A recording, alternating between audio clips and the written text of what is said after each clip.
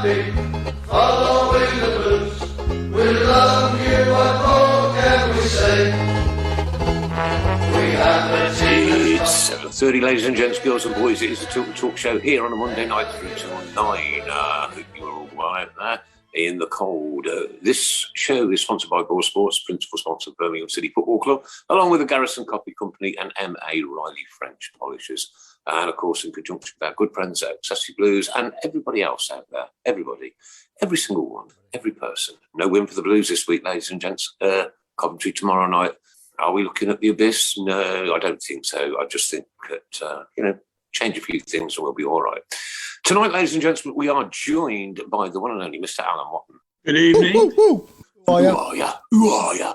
And of course, our good friend, Mr. Sheen Paul Hipkiss, who's not coming to my party on the 18th of December because it's my birthday on Christmas Day. Not that I've ever mentioned it. Really? Evening all. And of course, our good friend, Mr. Robe. Hello, everybody. Good evening. The one and only Mrs. Browne. Good evening. And we are joined by Blues legend and an absolute superb goalkeeper. This is how the show rolls, ladies and gents. This is it. We are joined this evening, live from Belgium, with the one and only Nico Vaesen.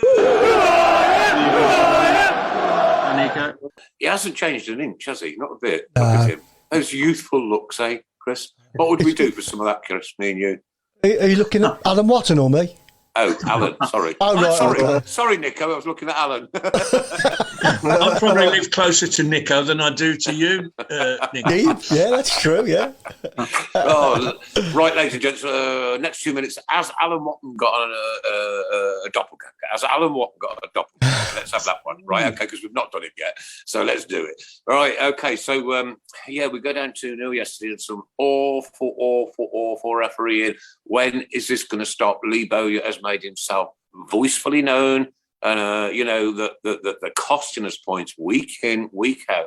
What are we doing? Are we getting the dross of referees? Are we, or I don't know, is there a vendetta against us or something by the EFL? Allegedly, maybe. Oh, who knows? I don't know. You know what? But no, I can't say that there is, definitely. Or else, I'd probably be in some kind of high court tomorrow, having my arms chopped off. But it's not good. It's awful. It's dire. And, that ball to be, so far over the line and it not to be recognised either by the linesman or the referee is simply not good enough. Paul? Yeah, echo everything you just said, Nick. And it's twice now. It's happened in the last 2 games. I mean, Jeremy Beeler's foul against Reading as well. They've got to be looking at, there's so much at stake in this league as well as the Premier League. And they've surely got to be looking at somehow getting VAR into the league as well, because I've said it on here before, we'd be probably at least 4 or 5 points better off with it. Having said that, though, we were all taught from a young age to play to the whistle, and I know. Not only did our players stop, though, theirs did as well, because their players knew that much that it was out, that they all stopped, and the player hasn't even actually put the ball in the net. It's actually hit him and gone in. That's how laughable the decision is, that the actual player that scored the goal didn't really know anything about it. He stopped playing because he saw the ball go out. The player cuts it back to him, it hits him and goes in. So that's how laughable the decision was, and that makes it even worse. But imagine that though, right? Alan, I want to bring you in on this one. Imagine that being on the Fulham game that we needed to win to stay up. Yeah. I mean, oh man, I tell you what, no, I'm flying. Right, Alan, give us your thoughts. Well, as a former referee myself, that man was in the wrong position. Right? Kept that quiet. We can all miss things, but if you're not in the right position, he was miles behind, and the poor linesman would have been blocked by the post and probably the goalkeeper. So I've got a small bit of sympathy for him, but you can always take 2 steps to the right, so you can see. But the other thing I would say is that you've got more senses than just your eyesight and your hearing. You've got common sense. And when the situation happened, there was plenty of clues that ball had gone out. Like Paul says, everybody stopped. Their players turned away, And if he hadn't seen it, he should have, I've missed something here. Let's not get clever. And, you blow your whistle, point to the spot, and nobody would have batted an eyelid because it was so clear. All right, so we've got goal line technology at all grounds, I believe, in the Championship. What's the harm in extending that all the way? You know, from one end to the other? I couldn't agree more. Huh? I couldn't agree more. I'm not saying that just because it's Blues, right? I'm saying that because it's football. That's right. Mm. Why just pin it down to those 8 yards? You know, we need to know. It's an important area of the pitch. We need to know whether the ball's in or out. Simple as that. Yeah, it's about losing and winning fair and square, isn't it? And I don't just put down the defeat to that one bad mistake from the officials on Saturday either. You know, we didn't really look like. I mean, Hogan's had a good chance and probably should have scored. Overall, we weren't very lively, were we? Not really. But we are missing so many key players, Mark, at the moment as well. We need to get Colin back. We need to get Pedersen back. We need to get Friend back. You know, we need to get Jordan Graham back in there, who was doing ever so well as well before he got injured. You know, so all these players. I think. Sorry, Paul. I think it's just a massive wake-up call again. That the squad just is very, very thin. Yeah. But you know, we've made progress though from where we've been. And Look, I'm not knocking it, Paul. Right, and I'm not knocking the players. I'm not knocking the manager. Okay, they probably could have put another 10% of effort in on Saturday. But you know what? Like these points cost you, and then all of a sudden, before you know it, you're in another relegation scrap again. Yeah, I don't think we will be this time. I think we'll be. No, okay. I no, but you know where I'm going though, Paul. Right? You can get sucked. You get sucked into it. Yeah, you're dead right. You're dead right. And you know, we've got to be in a situation. Look, okay, bring VAR into the Championship. I was against it to start with, but bring it in. Let's have it. Let's be done with it. If it's a way forward and there's a technology there that can sort these things out, then do it. The way it was being used last season in the Premier League, I'd have probably said no because it was a shambles, wasn't it? Now they've got it right. You know, I think they've took a leaf out of the book of the Euros. Obviously, the way it worked so well in the Euros, and you know, you'd have thought they'd have done the same from the previous World Cup. How it worked so well in 2018 World Cup, but they did. But now it's being used properly in the Premier League and much better. I'm all for it. You know, and to be honest with you, Paul, they should have trialled this in League 3, not the Premier League. They should have trialled it in League 3. There is just so much money at stake in the Premier League, and so much potential money in the Championship as well. You know, so perhaps they should have trialled it in the lower divisions. And I don't know. I'm just so frustrated. I'll be honest with you. Right, any doppelgangers for Alan, please, Chris?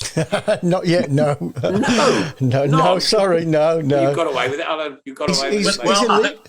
Well, when I was at school, the girls used to think I looked like Stevie Marriott out of Small Faces. Right, okay. I kid you not. Yeah, all the small things. But going back to Saturday, Gary Gardner, obviously, he's red. At the time, obviously, stupid putting his head into his, but he didn't actually nut him. You know, he just put his face into his, and can't do it, Paul. No, I know you can't. The rules are the rules. But Nico, when you played, I mean, I don't know if you've seen any action from the game on Saturday, but if I just did that in your face, you know, do you think back in that? I mean, it was a kiss when you played. Well, no, it's impossible to judge when you haven't seen the images. But yeah, it's in the heat of the game maybe that it happened. I don't know. Like Alan says, like if it's really a smash with the head, like there is no excuse for it. We had a similar incident in the Belgium League this weekend with a player from Anderlecht, Vincent Kompany's team actually. So we did the same, you know. They got up and then they put their heads against each other, and he made a knot. So it's enough to give a red card. Although it didn't hurt him, but it was just the movement that got him the red card. It's the intent, isn't it? It's the intent, and you know what? You do that, you can, if you misjudge it, cause some serious damage. You can. Yeah. But anyway, let's go back to 2002, September the 16th, I think it was. Oh, shut up. What was it like? What was it like as the goalkeeper at the other end when Peter Enkelman does that and the ball goes under his foot? To be honest, at first I was glad it was him. I as a, you know, the goalkeepers union, you always you don't wish it to happen to him, but obviously it was a great relief for us because it was a 2-0, I believe. Yes, yeah, what are you on about? Of Of course you wish it to happen to him. Yeah. Of course you do. But it was an incredible atmosphere that night. I've said it lots of times that that night was one of the most intimidating atmospheres I've ever played in, with a full house, with what was at stake for the supporters. You know, they were screaming for years for this game. Yeah. And when it comes up and then you beat them 3-0, it was really an unbelievable game. I even remember when we scored the first goal, there were the supporters ran on the pitch behind when I was at was in goal an hour end. There were even 2 Belgium supporters coming on the pitch, and I don't know them, but they were, they were living in the atmosphere that was at the stadium at the time. It was really a fantastic experience that night. Yeah. I hope we relive it again one day as well, but at the moment we're a long way from that, but hopefully we will relive that again one day. And I hope that Birmingham will be in the Premier League, not that Aston Villa comes down, but should be at the highest level. Oh my God, 10 quid, 40 euros. Oh my life. No, I think in euros it's 60. It's 60 euros. Yeah. I wasn't very good at conversions. Nico, you know what we do as Birmingham City supporters, right? We celebrate Enkelman Day every single year. Enkelman Day. I bet he doesn't show up that night. National Enkelman Day, it's called. On that night, Nico, right? I've got to confess that I actually didn't go to that game. I'd just flown back from Florida and dropped the kids off at home. I'd still got all the luggage in the car and just drove straight down to the pub so I could watch it. Yeah. But No excuse for not being in the ground. Sorry. Yeah. You've been in the ground, Nick. I'm sorry. Yeah. You're a real Blues fan. Oh, man. You tell him. The moment that the fixtures came out, you should have been. Yeah, I know. My ex-wife organised the holiday. Well, that's no excuse. No, ex-wife, mate. Ex-wife. Yeah. I should think so too. We didn't tell you to get married. I remember after that game, it was I started a new job, the Orthopaedic Hospital in Northfield, and I went in on that day and added my little Blues logo on my tie. And my boss walked in. Of course, he had a Villa tie, the little Villa badge. And That's three.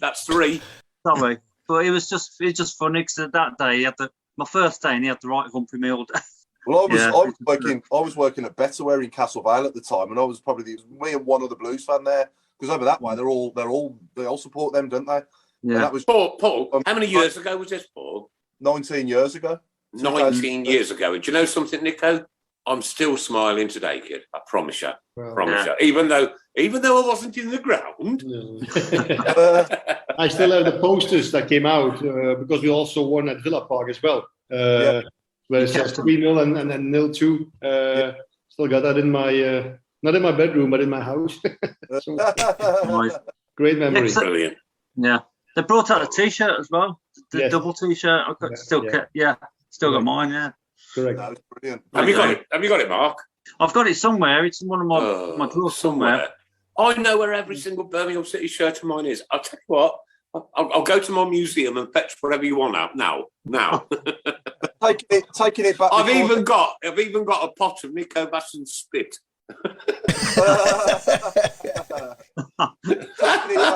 That's gross. That won't last forever, that. Go on, Paul. I was just going to say, Nico, before that obviously was the playoff final, which was the best Blues day of my life. That was the best for me. Waiting so long to see us in the Premier League. I'd had a season ticket at the time. I'd had a season ticket for 7 years since 1995. And it was just the fourth time of asking in the playoffs to finally do it, and the way it all went and the way it was just agony as a fan in the stands. But what was it like for you down on the pitch in goal? And obviously the Millwall semi-finals as well were pretty roller coaster rides as well, weren't they? Yeah, that was the last minute of the game, I believe, when Steve Hipkiss, I believe, scored or put the ball back. I was it Stern John? I don't know. Stern John, yeah. Stern John scored, the equalizer, and we went through. But yeah, what a day it was. And then obviously also the experience from like the gaffer at the time, Steve Bruce, who knew how to approach these kind of games as a group. We were very, very relaxed, to be honest, going into that game. And the thing is also, we went 2 days before the game, went to Cardiff because he wanted us to get an impression of the ground, which was actually, it was impressive. Even when it's empty, when you walk on the pitch. It's better than Wembley, Nico. It's better than Wembley, I promise you. Well, unfortunately, I've never been on the pitch in Wembley, but it was impressive. Cardiff was impressive. And then, as I said, like we were quite relaxed. We had an excellent team spirit. And we went with quite a good self-belief as well into that game. It's a one-off game. It's not away and return leg. It's a one-off game. Everything can happen. And I think everything happened that game. We got behind in the first half of extra time. Equalized a couple of minutes later, fortunately, with Jeff Horsfield. And obviously it went into penalties. Couldn't ask for more drama in that game. But I remember as well, I had a lot of family at the game as well, and they said like they never experienced that sort of atmosphere in the ground. It was quite friendly also. The Norwich supporters, Birmingham supporters walking through each other before the game, and everything was friendly. And also afterwards, things went smoothly. But I can imagine as a Blue supporter, it was a day never to forget. Well, I sat. Well, I wasn't sitting. I stood, right. And on that moment when Carps put that penalty in, right, the tears just flowed down my cheeks, and my children were with me. And I'm saying, we're now going to be playing Manchester United, Spurs, Arsenal, Chelsea, of course, them from across the road. I said, and I said two times. Well, that one, and of course the Carling Cup final. I said, just live in this moment now, boys. Live in this moment, because these are rare. They're rare for any football club, right? Unless you're in the elite few. But for a club like ours to go there. Now, I'll tell you a little story. Just before the game kicked off, we were in the streets, and the fans were just everywhere. There was beer everywhere. Playing football everywhere. You know, like these green telephone boxes they have in, where all the junctions and that go in. There must have been 30 pints of beer on there. Somebody had got a football, and everyone was kicking it up in the air. I remember that. And it came down to my son, Scott, right? Now, Scott whacked it up in the air as hard as he could, and it came down straight on top of that telephone box and destroyed about 30 pints of blood beer. I kind of just ushered him behind me somewhat. What would he be, about 12, something like that? Yeah. But to go to a game like that and to live in that moment, and that moment, Nico, when the teams came out and all you could hear was keep right onto the end of the road. You can look that up on YouTube, right?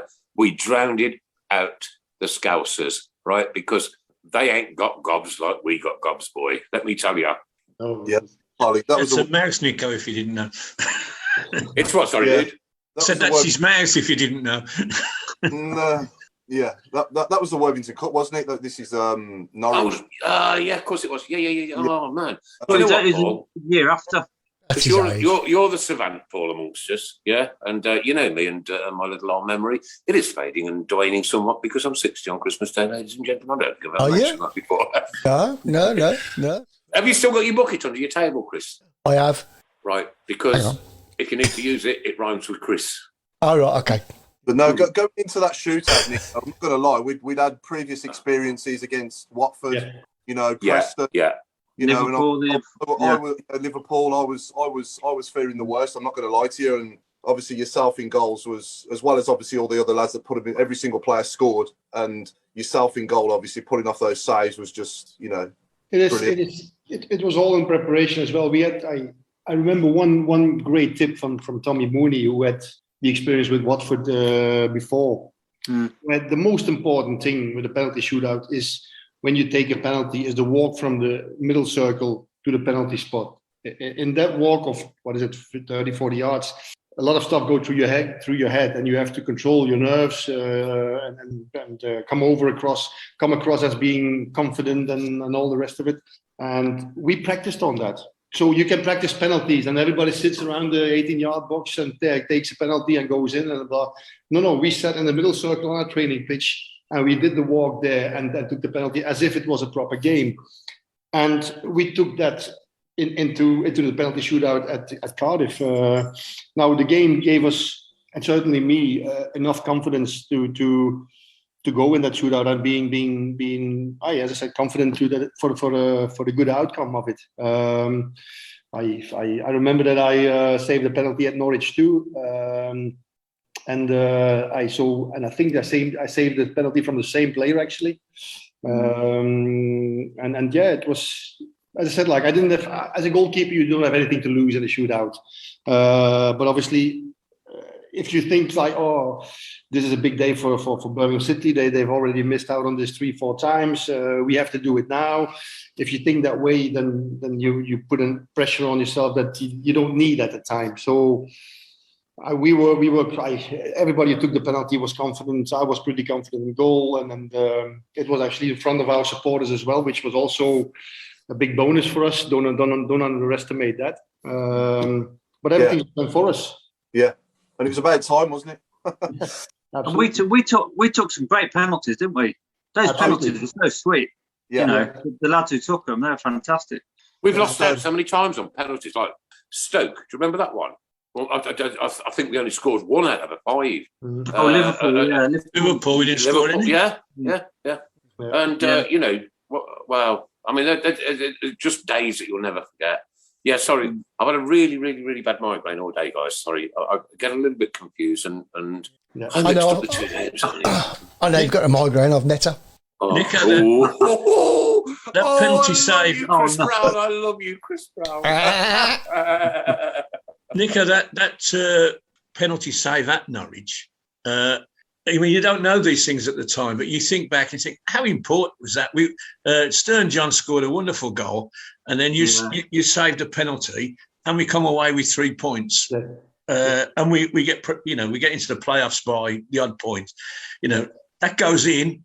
We're not in the playoffs. Yeah, no, yeah. It was incredible. Yeah, that all these things put together is why I believe the last 10, 12 games, we were in a kind of 13 games, I believe it was, that we didn't lose. Those are the little things that turn things round, and you take it to the next one and the next one and the next one. And to be honest, when we sneaked into the playoffs, there was a belief like, I mean, this could be it now, this, because other the years we finished second or third or fourth in the league, and we were already weeks from before certain of the playoffs, and you could prepare and blah blah blah. But now it was really the last game we go into the playoffs, and yeah, it's just you were in that sort of state of mind that gets you through all the difficult times, all the rough times. Yeah. Nico, what was the dressing room like before that game? Before the final? Well, we were sat in the dressing room final, where the losing team had been for so many games before, apparently. Really? Yes, I remember. Yeah. But I got a message at the time from Martin Margetson, who was my colleague at Huddersfield Town. He was the number 2 there when I was there. And he said, Nico, I know there's a lot of talk about this dressing room, blah, blah, blah. But never mind. They've painted the dressing room. They've painted with a new color, so it will be different tomorrow. So no, it was actually we broke that curse. There you go. But what about the lads? What about the lads in the dressing room? What was the tension like? What was the we were focused. We were focused. Everybody really? was focused. Really, there was a sound, professional atmosphere, and everybody was confident. It was not overstressed. It was just a confident atmosphere in the dressing room, and relaxed. We were all wanted that game to start. The day before the game, we were so close together, and so we were ready to start the game at any time. So after the game, right? The final whistle's just gone. Obviously, you're doing your celebrations, and then you have your showers and you put your clothes on, hopefully. And what was? How many beers did you have on the night time? Well, the first thing I did was that there were 2 coaches from Belgium there at the time, so it was my duty to go out and greet them. So although all the things were done in the stadium, but I wanted to go out, and I did go out, and I went to see them, and it was just fantastic. You could see the happiness in all the faces of the Birmingham supporters. So this was a Belgian Birmingham City supporters group. Yeah. Wow, that's superb. That is brilliant. A lot of absolutely brilliant. But also it was a great day for them as well, And I remember there was also my closest friend who was not at the game, he had to go to a wedding, and he just could not go there. So he was devastated. I remember when the What? You had to go to a wedding? He was with another mate of mine, and they went through the penalty shootout, and he was at a wedding, but he was crying. He was crying from happiness, and so these are little things that stick to mind at the time. So yeah, it was really good, really good. Yeah, why have I married you? Why have I married you? The Blues were playing in the final. When Darren Carter stepped up, I had to be told that was going to be the winner, because I was just that drained and full of. Yeah. I was just worn out. I don't know about you, Mark and Alan. Yeah, same. People I checked with my daughter. I said, if we score this, we won, haven't we? I just lost count. Couldn't think straight. Well, it's a good job I didn't have a heart monitor on at the time, to be honest with you. And as I say, being there, when your kids are littler, they're grown up a lot more now, and they go on their own sometimes, and this, that, and that. Like when you've got little children there, and this moment in time is everything to them, and everything to me, and everything to everybody else in there, and their kids and their families, and I'm going to be dead straight with you. And I've told Darren this, right? When he put that ball, and I was going, he's going to miss. I was like, crying my eyes out, thinking he was going to miss.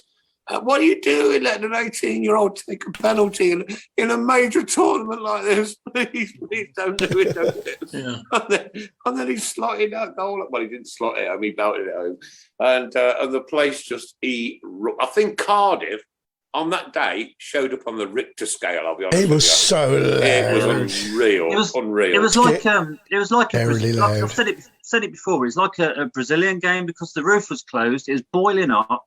Yeah, and it was like being abroad. It's like being abroad. Yeah, And like I say, when Carter stepped forward, I remember saying to my dad, bloody hell, got a 17-year-old taking it, and a lot of people. It was 17, wasn't it? Not 18. Yeah. But, you remember his interview straight after the game, after the penalty? Yeah.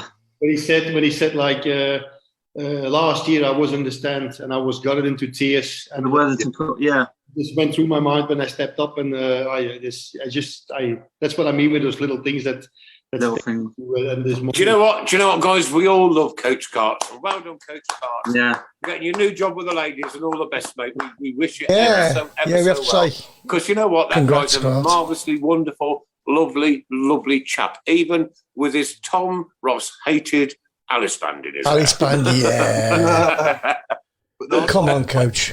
I told him when we had him on here, Nico, that after we got promoted in Cardiff, and we've gone straight back to the Emerald Club by St Andrews, and his dad sat there. His mum and dad had sat there at the time, and his dad's got about 15 pints in front of him. He hadn't paid for a single one of them. So yeah, he was definitely in for a good night. Yeah. Great. Yeah. He came into the squad. He was a real professional, obviously talented as well. We had the right mentality. And the gaffer was right to work with him and take him into it, and obviously, it was a big responsibility. But the way he handled himself, and not only that game and the penalty shootout, but throughout the season when he came in the squad, and he showed his ability. We didn't have any doubt with him putting him with one of the 5 penalty takers. No, sure. But I just remember Devlin's free kick being that far over the crossbar. Yeah. Remember Jono hitting the post, and I'm thinking to myself, it's not going to be our day, I think that's why, Paul. I think that's why when Carts stood up to take that one, because we had those near misses, yeah, and that's why I thought, crikey, I'm gone. That was almost a near miss as well. No, yeah. That was down to the lighting department. Oh yeah. What did he say? But we'd had that many near misses and one thing or another. And I was just thinking, oh no, it's just not going to happen again. And especially with the disappointment, it was disappointment, right? I remember having to ring my child up. I think it was after the Watford game, and telling him that he won't be going to Wembley. And I just heard him kicking the bed and screaming, and it was like, to do that and to have him there and the other lads there as well. Wow. And then we did it again at the Carling Cup, the Carling Cup final. Yeah, I've got to say as well, we couldn't have picked a nicer club than Norwich to do that too. You know, their fans after were fantastic, weren't they? Oh, they're giving standing ovations and all sorts of guard of honours and everything coming out. It's like, hang on, we're not the players, we're the fans. But, yeah. Could you imagine if it had been Millwall? Isn't that how football should be, gentlemen? And that leads me on to my next subject, to the absolute morons that were throwing bottles on the pitch at Hull over the weekend. If you're listening tonight, don't even bother coming back to St Andrews. Don't bother with football, because you are an idiot. I'll tell you, I'll call you out. I ain't bothered about it, right? Because what you're throwing missiles at people at work. Yeah?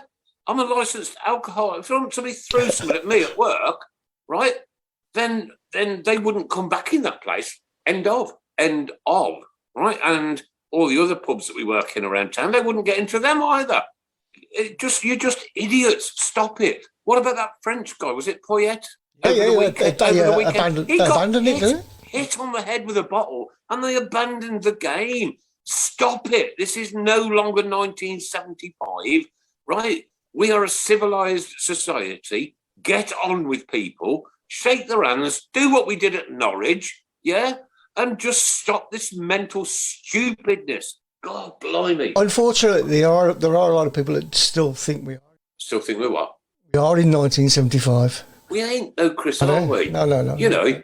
I mean, it was a plastic bottle, wasn't it? Apparently. Yeah, but it doesn't matter. It was full of water, right? It's a projectile. It's a missile, right? It's not a cardboard clapper, right? It's got something quite heavy in it that could do somebody some damage and stop their career. So stop it. And don't bring that kind of mentality to Birmingham City Football Club, because it's not acceptable. End of. Oh, Nick, Dave Twines just said, your set C has better colours than the new third kit. Yeah, the new third kit. I didn't think it looks like, I'm not being funny, right? It looks like somebody has fed their baby. It's come out both ends. Multiple colours of ice cream, and then had to suffer the consequences. What are we doing in Birmingham City? Oh my God! Apparently, people can't get enough of them. They can't. What? I'm nearly sold out. Chris, the only thing I'm thankful is that it's a limited edition. Collector's item. God. It's up there with probably worse than the 92 Dolly mixture, isn't it? It's awful, isn't it? It is awful.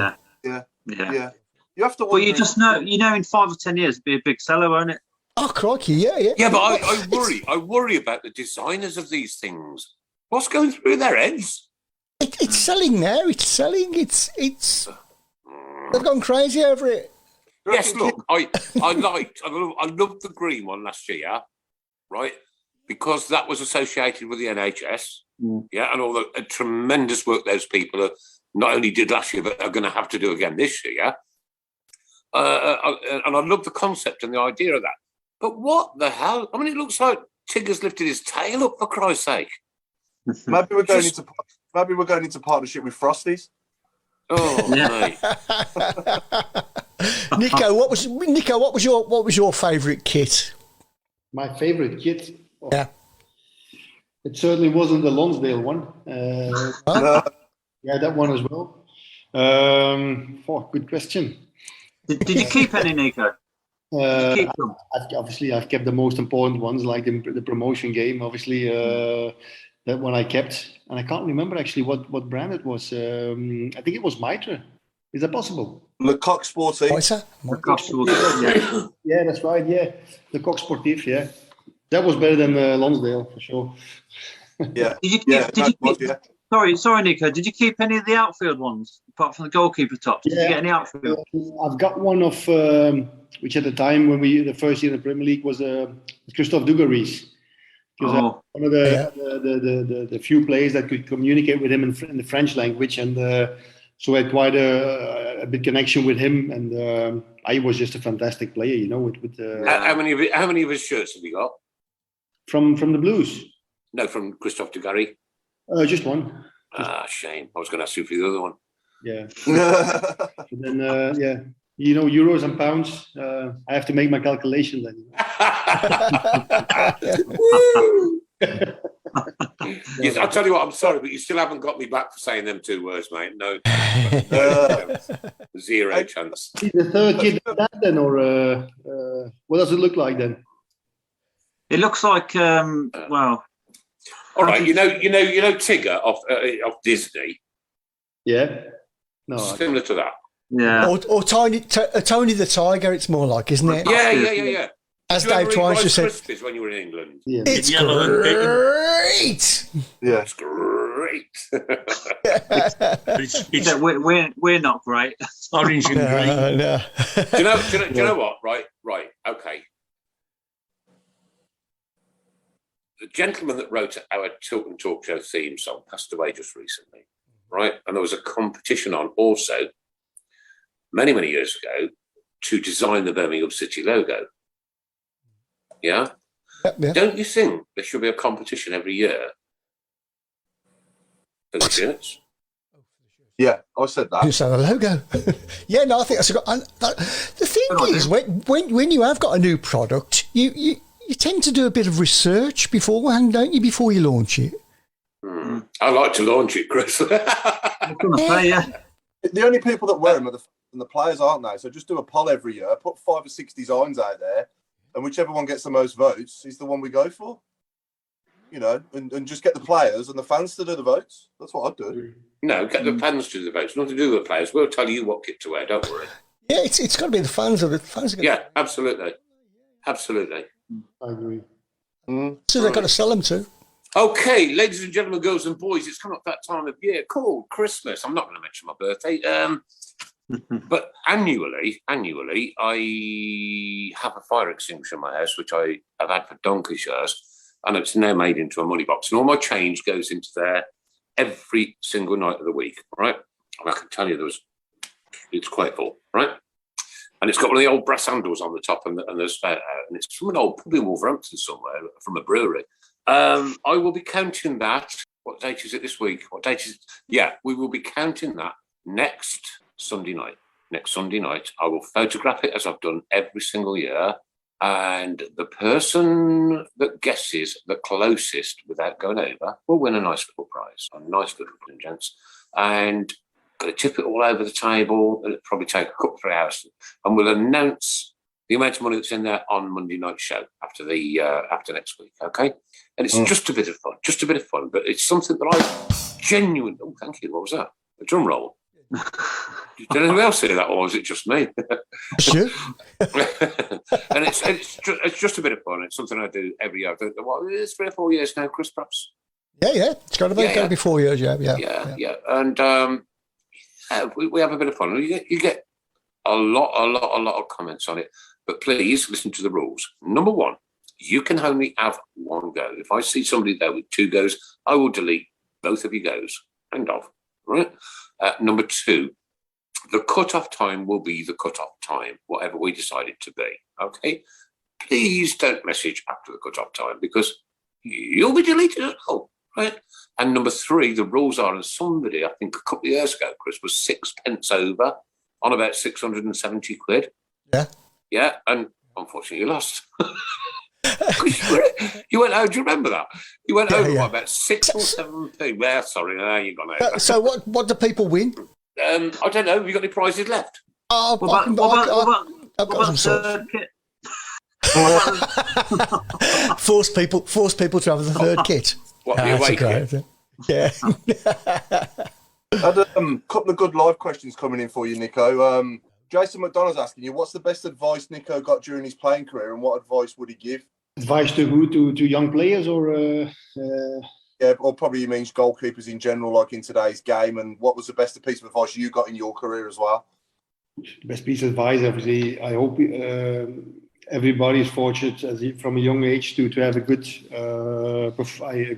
education, a good shall I say. When I was like, for example, 10, 11, 12 years, and I compare to what sort of training sessions they get today, it's unbelievable with which progress there has been made on every aspect of the game. We could kick a ball, but now they can pass and play like any outfield player now, the normal goalkeeper. So the proper education is obviously really important, aside from having fun. at a young age. You need to have fun. It's your passion, but the fun factor is very important. And as you go older and just see how what your level is, but obviously determination in what you're doing. If you want to reach your full potential, you got to work for it. You got to make sacrifices. So, and you will find your limits. You know, if somebody is fortunate enough to become a professional player, then talent will not be enough. You need dedication. You need professionalism and all the rest of it. You know, so there is no secret. Yeah.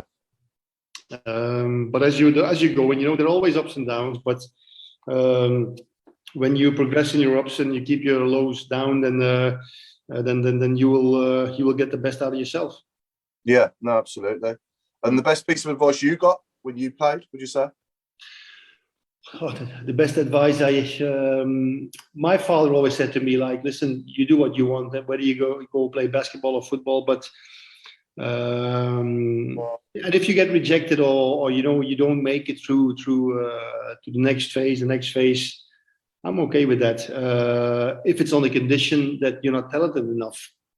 But if they tell me that you're a easy boy and you don't do your training like you should do and more, then don't come ask for sympathy for me. So wherever you go, whatever you do, you have to give the best you got. And that's something I took with me for everything I did. I was the most talented goalkeeper in terms of if you see goalkeepers now, the day, like, you know, what they all can do. Obviously in Belgium we have with Courtois, I mean, we have great examples, especially the young kids nowadays. But I made a decent career with the possibilities I had, because every day out, day in, I did my utmost best, and I did when they say do 20 press ups, I did 22 press ups. You know, because I knew I had to do it to get the same level as the other ones had. So and that got me a really decent career in the end. Yeah, absolutely. And Stephen Gills asked, what's Nico's favourite save? And I presume he means for Blues. And who's the best goalkeeping coach you worked under, and what did you learn from him? Well, the goalkeeper coach at Blues, I only had one, which was Nigel Spink. Quality as a human being, as a coach, absolutely top. He was not shy enough to ask whether it was Ian Bennett or Mike Taylor or myself, if we wanted to do something differently. He was open for suggestions, but just his human kindness as well. He didn't hammer you when you made mistakes. He kept you with your foot on the ground when you had great performances. So he was excellent day in, day out. And well, as far as saves are concerned, you know, I probably will be remembered for my penalty save with the shootout in Cardiff. It was obviously one of the. I remember the reaction afterwards when I turned myself and I looked at the Birmingham supporters behind the goal. I just froze where I was standing. It was just phenomenal. But obviously, great saves. It's let's say that was the most memorable save I made. Yeah, definitely. Yeah. Fantastic. Did you ever come close to scoring in your career? Yes, I remember with Huddersfield Town. Actually, we played on a wet and windy Tuesday night at home against Bolton Wanderers. Yeah. The second half, I intercepted the ball and I kicked it out of my hands, and the ball was carried with the wind. And Bolton in goal was Yasu Jeskelainen at the time. And he misjudged the bounce, so it bounced over him and it went direction of the goal. But one of the defenders was clever enough to keep running, and just before it crossed the line, he kicked it away. So that was obviously very close, but on a set piece like a corner or something, no one ever got close, to be honest. Have you killed him yet? The defender. Yeah. Boom. Sorry, when you were growing up, Nico, who was your team as a boy? Who did you support when you were a kid? And did you have an English team? I went with my parents always to a team called Waterschei, which is currently named Genk. Genk is a merger of Waterschei and Winterslag, two local teams. They merged into Racing Genk, and they are quite a big club now in Belgium. So I supported them, and we had some I remember the most memorable night was when we eliminated Paris Saint-Germain in the the Cup for Cup winners at the time. Cup Winners' Cup. Yeah, Cup Winners' Cup. We lost 2-0 at Paris, and at home we beat them 3-0 after extra time. It was I was standing behind the goal with the supporters. It was those things stick to mind for the rest of my life, obviously. And you followed English football? Yeah, it was also at the time. Obviously, images and videos were rare at the time. So, but I remember the cup final was our yearly high event in Belgium. In the afternoon, everybody watched the cup final. Remember those days with Spurs, with Glenn Hoddle and Ossie Ardiles. Those were the Saturday afternoons. Yeah, everybody was watching them. Absolutely. How important to you as a Belgian person was the FA Cup final? The FA Cup final? Was it? When I was a young boy, that was the most important game.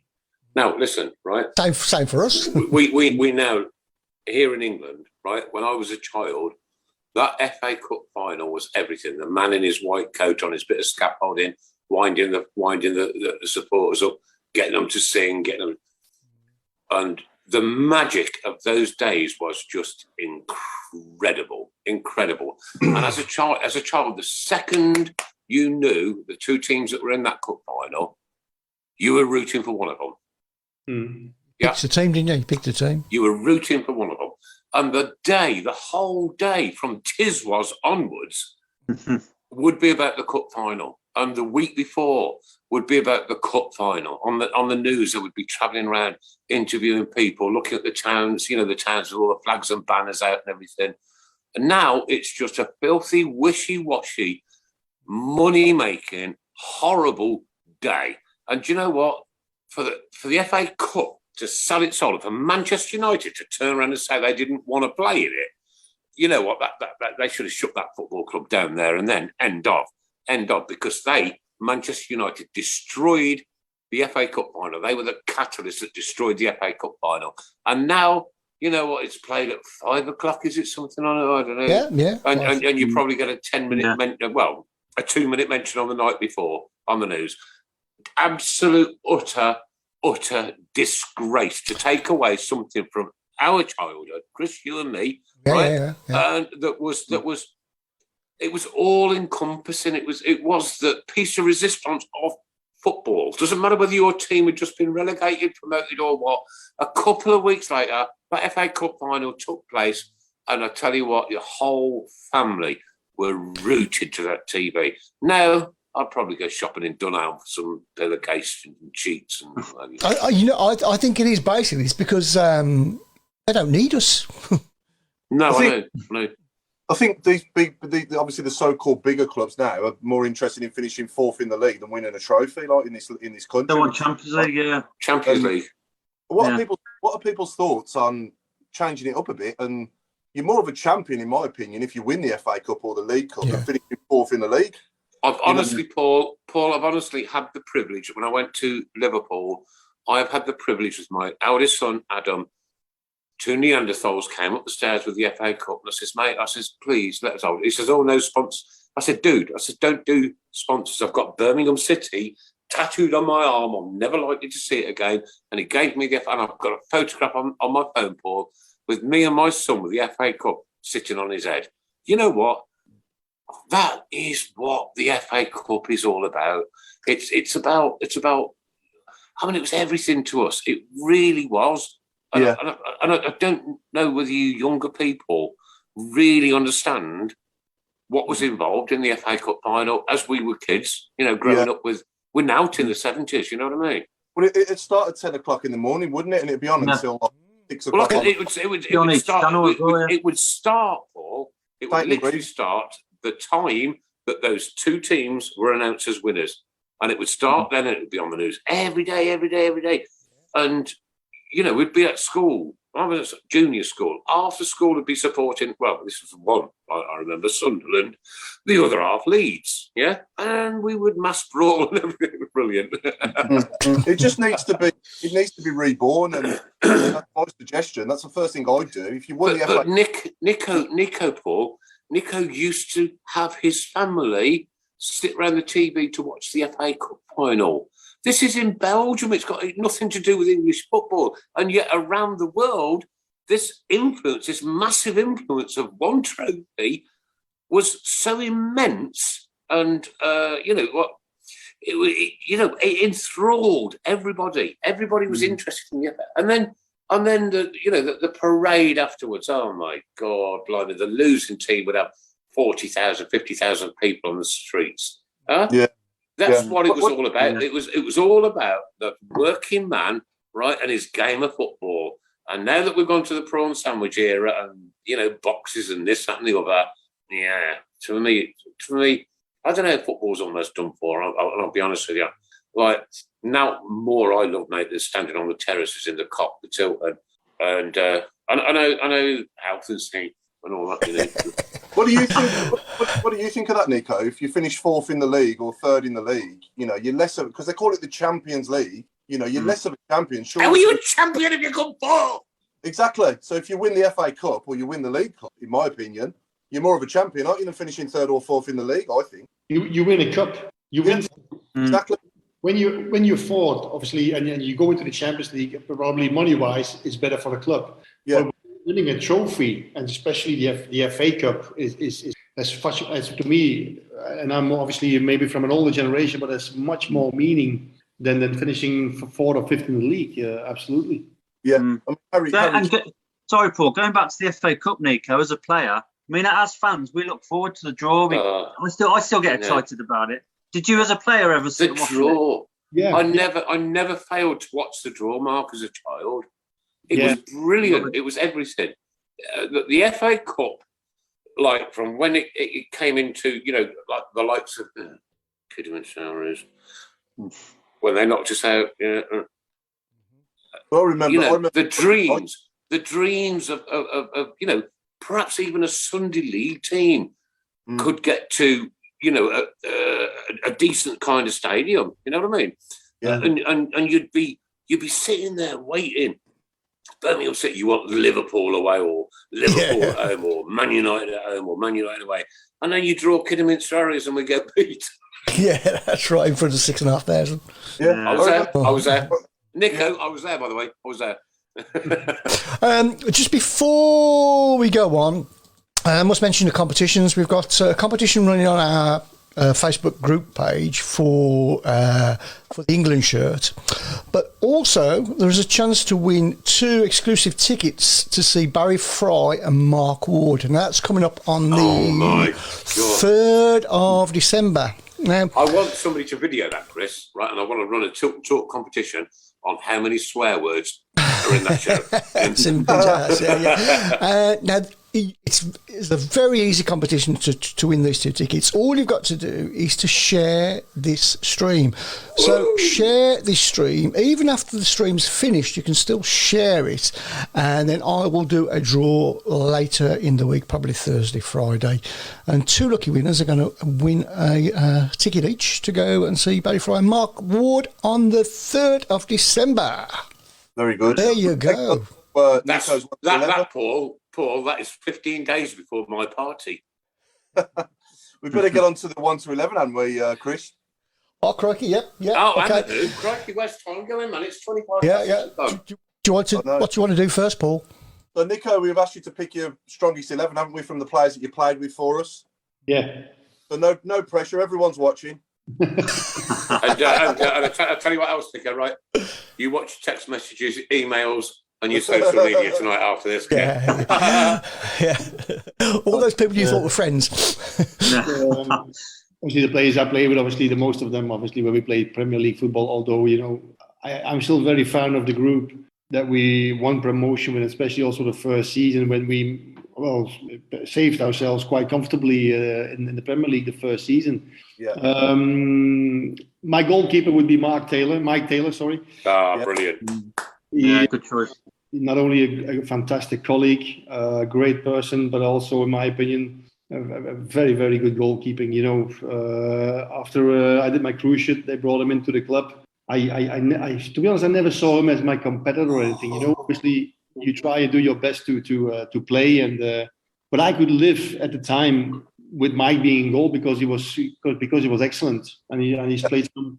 I remember a game in Arsenal which eventually we lost 1-0, but I think they had like 30 shots on target, and he was outstanding that afternoon. And but there are so many games of him, and no, He really saved the penalty as well. Yeah. I was at that one. He did, Mark, but we lost. Took him out. Get somebody else in. So Mike, without a question of that, although I have to say, Benno was also a fantastic lad and a great person to have in your dressing room. A really steady goalkeeper. But Mike, obviously, with his qualities, I can't go around him. My 4 defenders, I have obviously on the right Mario Melchiot, which we got from Chelsea. Yeah. A bit of a Dutch arrogance on him, but I mean, as a player, I know he was quite an athlete. Could go down the right side, could play, could pass and play. He was just I doubt a little bit between him and Jeff Kenna, but Mario had a little bit more to offer on the ball, in my opinion. Yeah. Do you remember his little lollipop in front of Leandro when we were 2 up against them at St Andrews? That's my favorite memory of him. Yeah. So also a great guy, really. So good choice, I think, on the right side. 2 central defenders, Kenny Cunningham and Matthew Upson. Brilliant.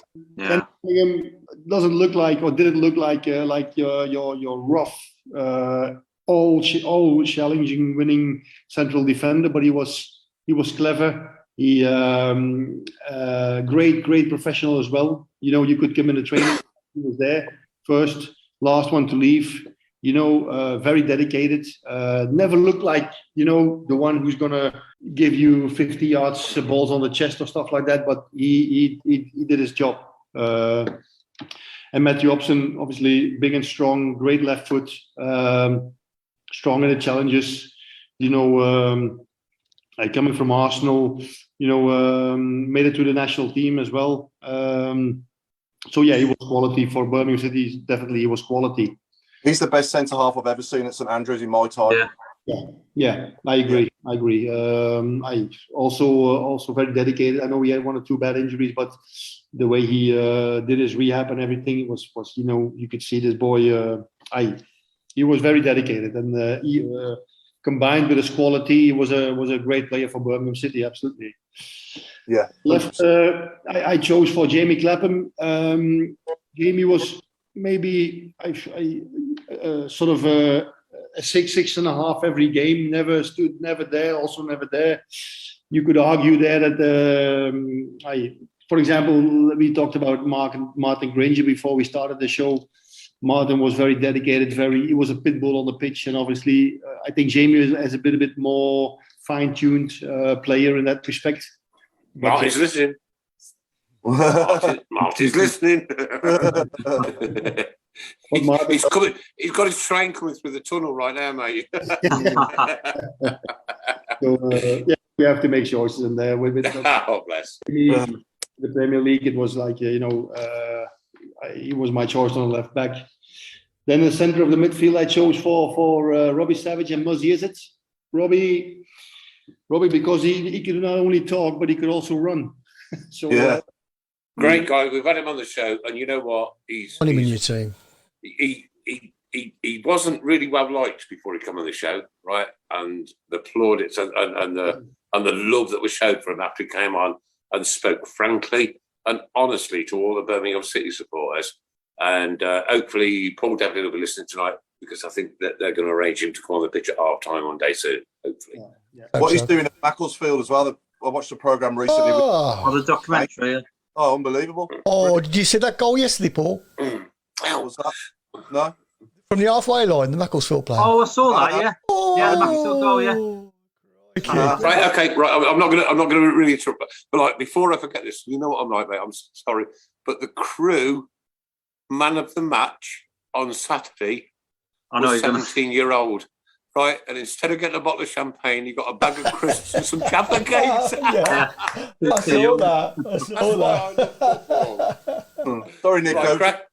No. So no, Robbie came when we won our first season in the Premier League, and he was a nuisance. You would rather have him in your team than playing against him, because if you lose your temper, you would just smack him in the face. But he was very useful for us in what he did. He ran about. He was here, there, everywhere, and very useful for the team. Absolutely. Muzzy, it's a shame. I know he's been injured a lot. He didn't play that many games, but I'm sure that if he had been fit, we probably would have, more chance to stay up when we got relegated in 2006. Yeah. He had quality. He had vision on the ball. He could fight a challenge. He was just a good player in the middle of the park. He had energy. So it's a shame, but I really liked him as a player.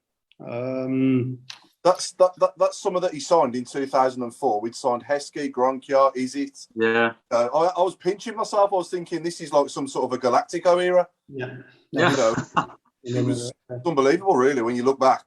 Yeah, as I said, it's really, Muzzy has been so unfortunate with his injuries, because he would have done a great job for Birmingham. Craig Courtney, get Muzzy on the show, please. Craig Courtney, Mr. Fitzer, get Muzzy on the show. We want Muzzy to come and talk to us. Yeah. On the right hand side, I had Jermaine Pennant. Yeah, brilliant. Really good. But he could play. Yeah. He could break down. He could run behind defense. He could give great crosses. Was a good boy, good lad. He could play. Do you think that tag weighed him down a little bit? No, but he had a lot of potential. Maybe he didn't use it to his full, but he could play. He was quick. He could pass people. He could throw great crosses in the box. If he was with his mind at the game, then he would kill defenses all day long. Absolutely. And on the left, obviously, I couldn't go around Stanley Lazaridis.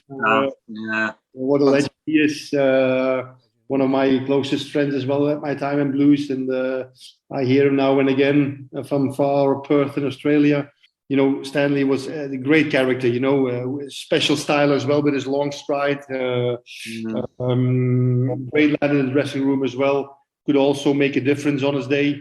Was also very professional in terms of doing a job for the team. So one I could not exclude from my 11. And then up front, obviously we spoke about him as well. Christophe Dugarry. It was I knew that was going to happen. Can't go around him. Yeah. With his flair, his elegance. Obviously, when he came, he's been at Barcelona and all the great teams. When he came the first time, not the first time, but he just drove a little Rover coming into the ground in a sloppy jeans and a t-shirt, and he was just one of the lads, from day one. Seriously, Nico, how the hell did we manage to sign him? Well, fair play. You know what I mean? Out of his when you look back at a World Cup winner. Okay, we had Alberto Tarantini back in the 70s, didn't we? Yeah. It was for an hour. There's one for Mr. Courtney.必Courtney, Alberto Tarantini.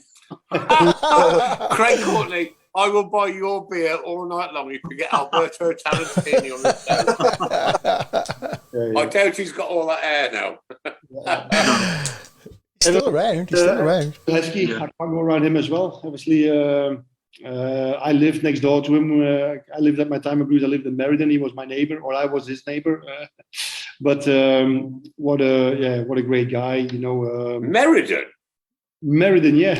It's posh there. You have to get out the back of the way. It's sinking Meriden. Oh, no, it's not that posh now. No, it's it's not as posh as Solihull, is it, Chris? No, it's rough. It's rough.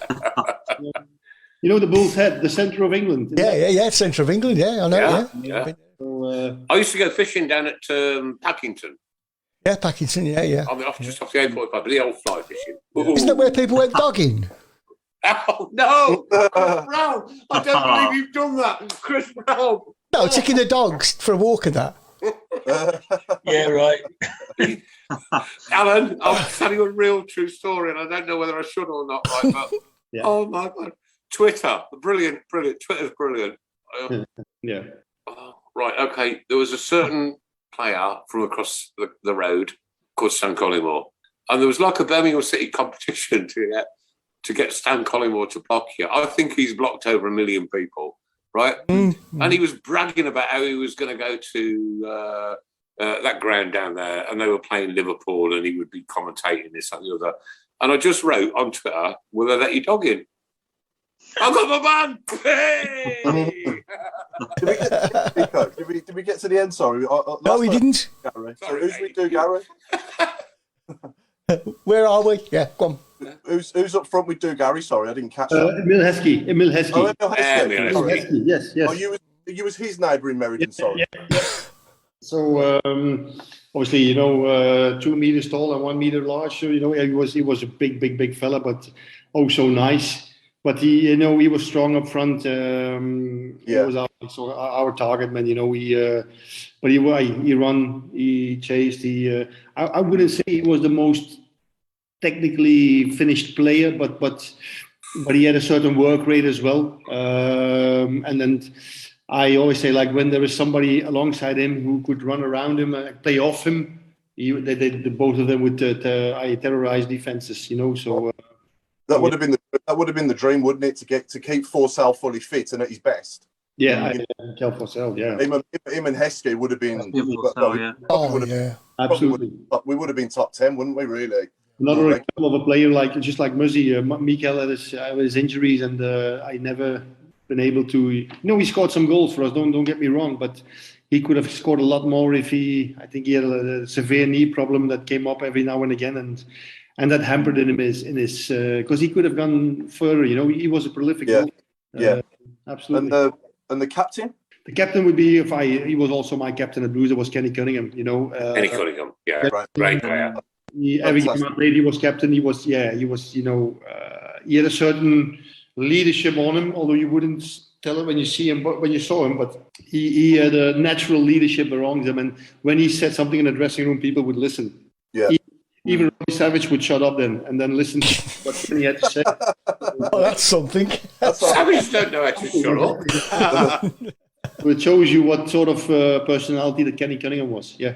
And I know it's a simple answer, and I think we all know this answer, but your manager? It's obviously Steve Bruce, because I had I know I had Trevor Francis who brought me to the club, and Trevor, obviously, everybody knows Trevor, great person, fantastic, great player, great history.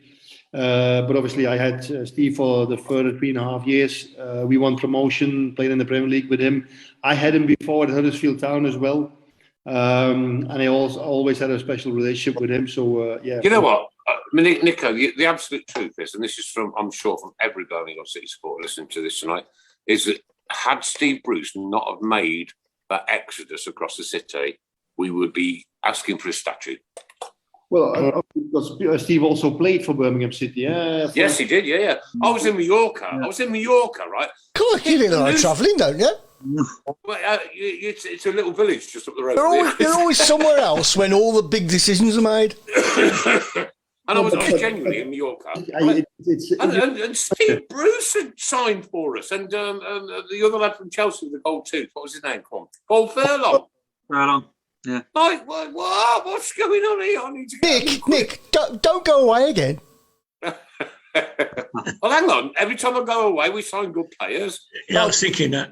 Nick, Is go away. right, Alan, you can Let's buy him a ticket to somewhere. Alan, you can pay solid again. Nick, you know what? If we club together, I bet loads of people would contribute. I think Nick should fly away on FA Cup final day. Oh, I'll be working on getting you back, don't worry. every week. Yeah. Right, Alan's doppelganger. I'm going to go for Grandad off Only Fools and Horses. Thank you very much. Yeah, during the war. Shall I go and get me hat? Somebody mentioned Guess Who earlier. I thought that was quite a good one. Right, Paul, we're 22. 20 minutes of the show left, Paul. Can we do the Who? Yeah. Okay, let's do the Who. Yeah, crikey, let's do the Who. So this is a player that you briefly played with for us that's going to be speaking. If you think you know who it is, give us his first letter of his surname, and then we'll see if our viewers can get who it is. So we're going to play someone speaking for 15 seconds. You've played with him for us. I'm pretty confident about that. Or you've definitely been in the same squad. Probably. If you know who it is, just give us the first letter of his surname, please. I hope I got the right one. Here we go. Yeah, I think positive results are imperative anyway, I think. But before the last international break, it was great to go into it, knowing that you'd had a good result and you'd worked so hard. It's probably about performance as well. I think Saturday is different because it was about the treat. Easy. Any ideas? No? No, you ain't got a clue. No. Well, Here we go. I'll do it again. Here we go. Yeah, I think positive results are imperative anyway. I think, but before the last international break, it was great to go into it, knowing that you'd had a good result and you'd worked so hard. It's probably about performance as well. I think Saturday is different because it was about the treat. Yeah. There's loads of tries. I'll go through some of the people on the chat box have gone through. Jason Hughes has gone for Damien Johnson. Jeff Kenner, Michael Woods. Oh, that's what I was Carr, Jeff Kenner. Fahy.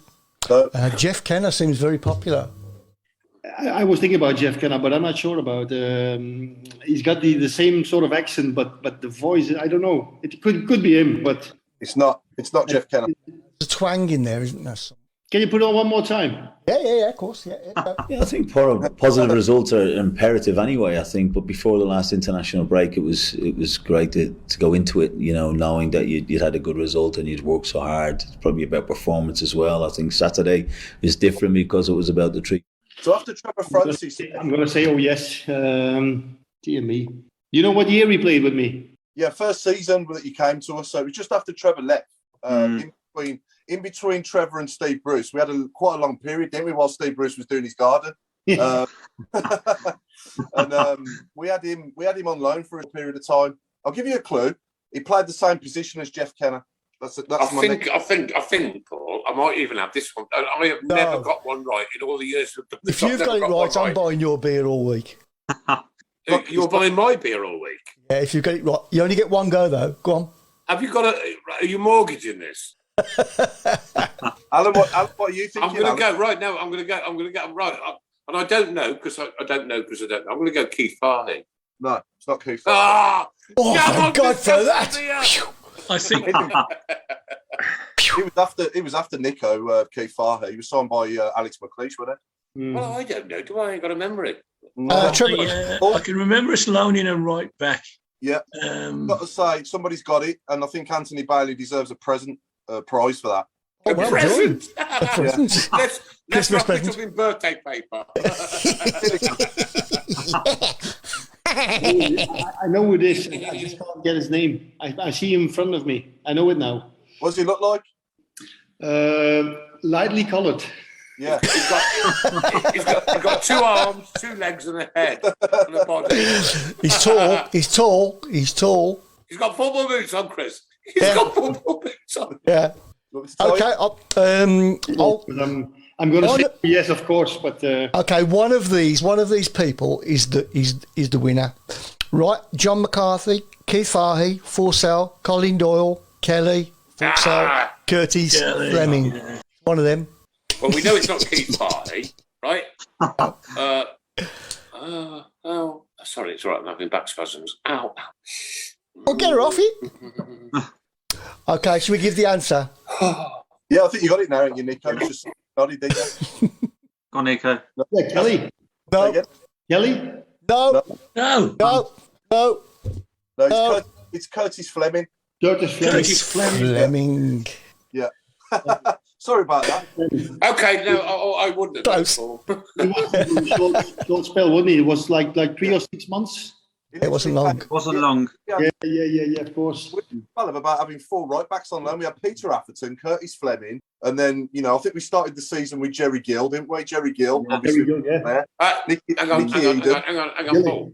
Jerry Gill, on the Tilton Talk Show, the highest ever audience of 97,600 around the world. And he's on Jerry. Jerry. He was popular. Yeah, that's right. John Donahoe says you can tell how much Nico loved his time with Blues. A great lad and loved the fans. Brawl show as always, lads. Loving it. Keep right on. Oh, bless you. Thank you, mate. Thank you.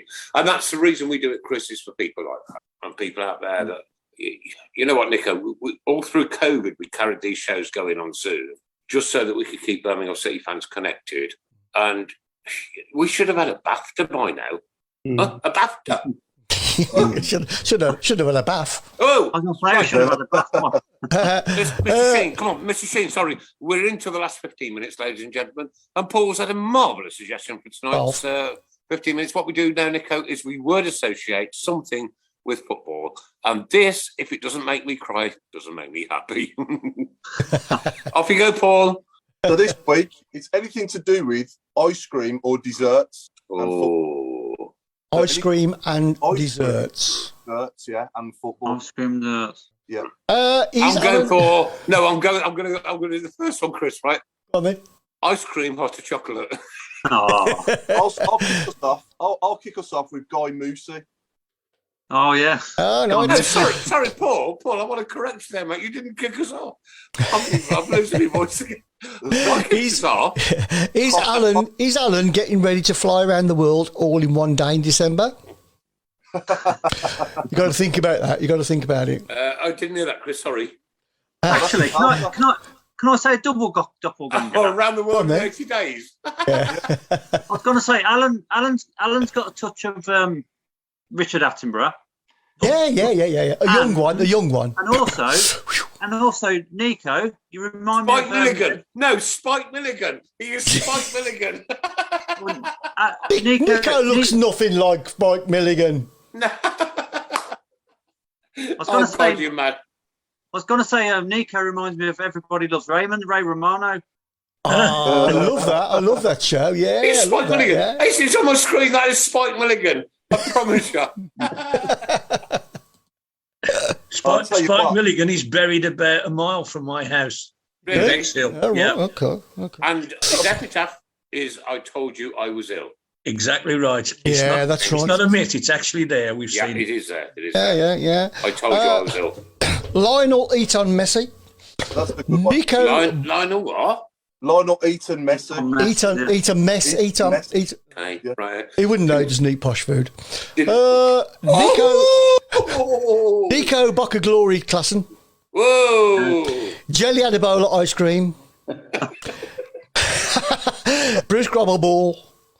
Oh, stop it! Ice cream Bennett. Jelly Gill. Jerry Gill.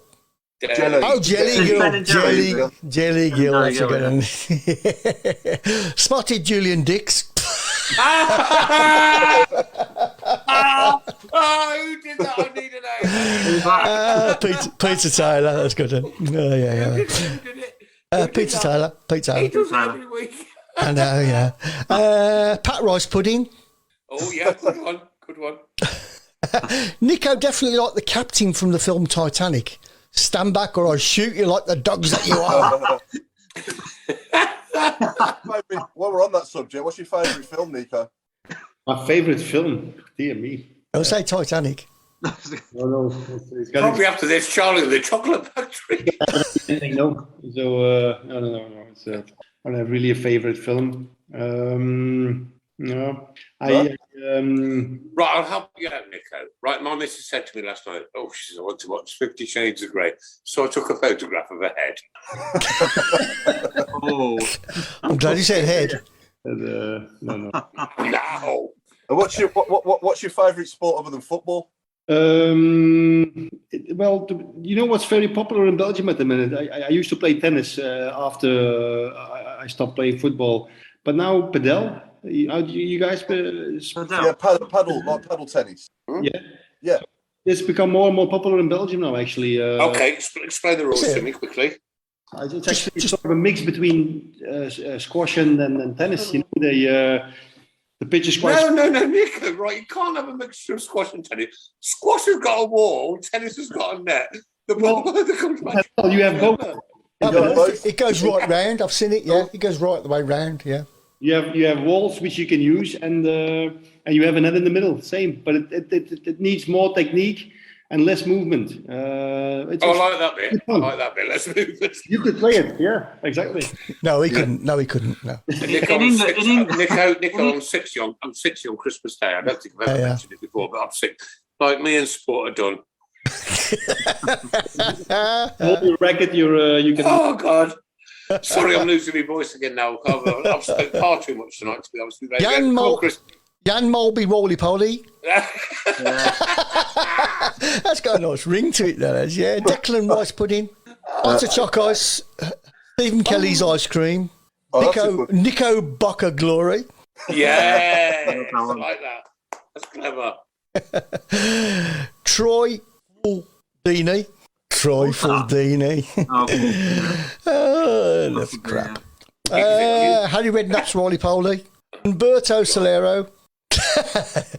Banana Haddock Split. 4 out of 10. There's loads coming here. Come on, read them out. Okay, quickly. Banana Haddock. I've done that one. Ben and Jerry's Guilt. I like that one, Jerry. Okay, that'll do. Go on, Paul. I was going to say, Nico, any funny stories you can tell us about, like dressing room pranks or any pranks at the track ground? Anything worth? I told you that Emil Heskey was my neighbor, and we in our garden we had some trees, and in those trees there were some pigeons that would, sorry for my expression, but shit our furniture all over. And I had a neighbor a couple of rows further, actually a Blue supporter who had like sort of a rifle gun. Oh, God. Who said like, listen, one Wednesday afternoon when you're free, I come down, we'll have a beer, and then we shoot some pigeons in your tree. Okay, no problem. So indeed, on a Wednesday afternoon, I was alone at home, and he came over with his rifle gun, and were obviously pigeons in the tree, and he shot one, fell down. I shot one, he shot one, and then I shot again, and I hit the pigeon, but it flew away, and it ended in Emil's garden. So the next morning, I get a phone call from Emil, who was already at the ground because he was injured and he had to be early in. And he says, Nico, have you left already? I said, no, not yet. I'm about to leave. He said, like, would you mind popping in? Because my dog, I don't know how, but my dog caught a pigeon. So I went to his house, and it's how you say this is the back door is his veranda, his terrace. There was this dog with a pigeon in his mouth, and it was all full of blood and feathers. Oh. I never told Emil the story, you know. So, yeah, that was one. No, and then I had also one little bust up with Robbie Savage in the dressing room. I think he once mentioned it on Talk Sport a couple of years ago. You know, Robbie was always talking and thinking he was funny in the dressing room. So one morning he was going on about Belgium and making funny jokes, stupid jokes actually. And I didn't have my best morning, so I went up to him and I said, like, listen, you're going to stop it, or I'm going to smash you in the face. You know, he's just like, and then he continued to make jokes, and then I grabbed him in the throat and put him against the wall, and then obviously the other lads came in. But I have to say, then the gaffer heard of it, and he said, after training, you two come in my office. And then I have to say, Robbie walked in, and before anybody said anything, Robbie said, listen, gaffer, it was my mistake. I took it too far. I apologize. Don't blame it on Nico, blah, blah, blah. So I have to say, there he showed Robbie who he was. Like, you know, he was... And do you know what he did, Nico? When he came on this show, he showed exactly the same side of him, right? And people were writing on our Tilton Talk page that they were going to rip him, this, that, and the other. And when he came on, and he said, I want to apologise to every Birmingham City fan for the way I left. Mm. Yeah. And he went through the scenarios, yeah? And there was a lot of wrong things said about him in the press and this, that, and the other. But you know what? Robbie Savage put our shirt on. Robbie Savage gave us our hour. And Robbie Savage will always be a one-time Birmingham City player. End of. Yeah. Just a few before we go. Pat Rice Pudding. Paul Inspy. Paul. No, yeah. Lane. I'm sorry. Rocky Road, Castle Road. Yeah. Mr. Whippy 99 players for Barry Fry. Mark Baskin Robbins. James Forrest Gatto. Delia Adebola Custard. That's the one. I'm so sorry, everybody. I want to know who said that one, Chris. Have a guess. Oh, Pete Taylor. Yeah. Oh, my God. He does it so often. Pete Taylor used to be a comedy writer for Joe Lycett. Must have been. Denver Rum Barber. I like that one. Brum and Raisin. And that's a lot. Nick, there we go. Wrap it up. Yeah. You know what? Birmingham City lose at the weekend, and By Monday, we've got over it. I think, personally, we have got a really good squad and a really good manager, and we're just having the bad rub of the green at the moment. I think that, right? We stick together because we're Birmingham City fans, and we absolutely stick together. Now, if 30,000 of you want to come to my party downstairs, I'm having one old roast, you can have a tiny piece of scratch and eat, right? You're very welcome. You're very welcome. But when it comes to really, really kind of sensitive things, this is a club that sticks together. This is a club that comes together, and this is a club that helps each other out, right? And that's from supporter level, absolute. Tonight, wow, what an insight this has been. You know what, Chris? We have these interviews, and you think, oh God, what are you going to talk about? And it just flows. And it's flown tonight, ladies and gentlemen, like a melted ice cream down the bottom of the cone. I've got to give grateful thanks, as always, to, you know what, people that are a massive, massive part of my life. Mark, Andrew Adams, thank you, mate. It's all right. Anytime. I'll send you the invoice later, son. My good friend, my savant, he's like got the memory that I wished I ever had.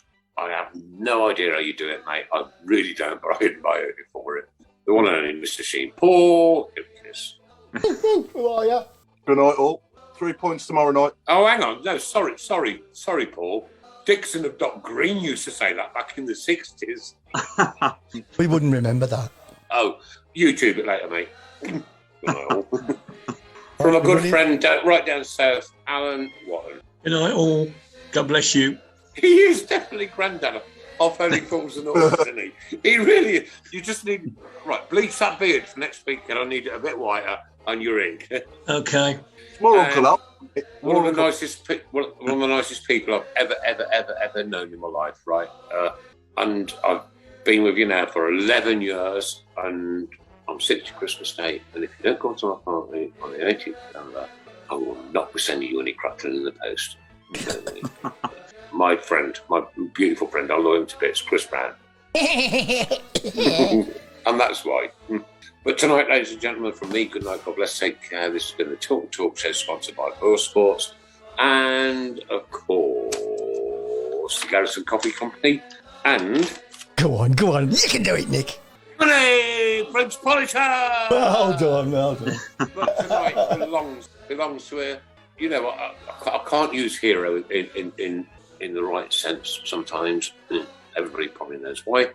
But this guy has been a hero of our football club and an absolute rock in goal. And we loved him, and we love him still. The one and only. The last words from you, sir, tonight. God bless you, and thank you for joining us from Belgium, Nico Vaesen. Thank you. It was an absolute pleasure, and I wish you all, guys, and all Blues fans, the best for the rest of the season, and above all, good health, and let's take this club back to where it belongs. Absolutely. Bless you. Thank you. And you, sir. Happy, following the blues. We love you, what more can we